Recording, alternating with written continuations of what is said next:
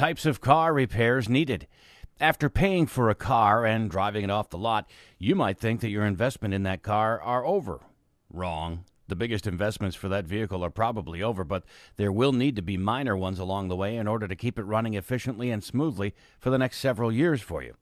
Those investments come in the form of maintenance work and even service on the vehicle. Preventative maintenance on the car will be a lot better than not having it done and end up being stranded on the side of the road with a flat, an overheated engine, or something even worse. Getting the engine serviced. The diagnostic codes are on the dashboard for a reason. When one of those lights comes on, then it's time to stop and see why. It could simply mean something as easy as an oxygen sensor needs to be replaced, or it could mean something bigger is looming in the future with the engine. And if the engine doesn't work right on the car, it isn't going anywhere. Servicing the engine is as easy as taking it to the service station and having them check it over carefully. They can tell if there are any hoses that need replacing, any leaks, or if something major needs to be replaced in the engine block. Depending on what they find will determine the type of fix and the expense that'll be heading your way. Checking the tires and air pressure. The tires are another type of car repairs that are needed in order for the vehicle to properly drive down the road.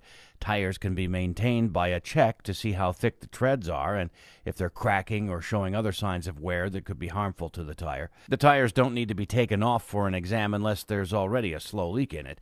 The ASE master technicians can take the tire off and look for holes to plug, but if there isn't a slow leak, then they simply measure how much tread is left and suggest new tires.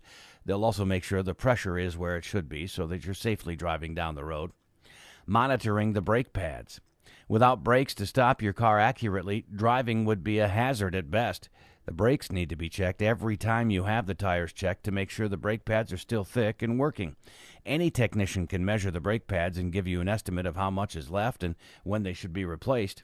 They'll also be able to see if there's bending or warping on the other parts associated with the brake system, like the rotors or the calipers. Don't skip out on having the brakes checked until there's a squeak. A squeak could signal a bigger problem that will cost more money to repair. Replace the brake pads before they get to the squeaking or grinding stage to prevent damage from being done to any other parts of the system.